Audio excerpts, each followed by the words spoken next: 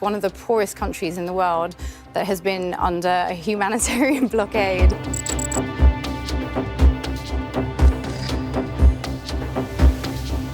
This is just an insane world for us to even think. I'm so sorry your Amazon packages are delayed. I really am. Like, I wish mine came on time.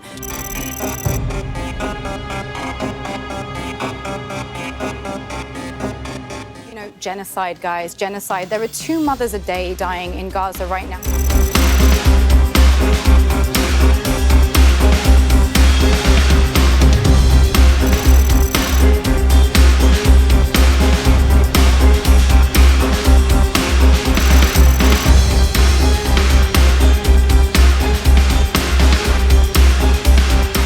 Good for them.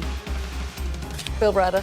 Good for them. Cease fire now. Cease fire now.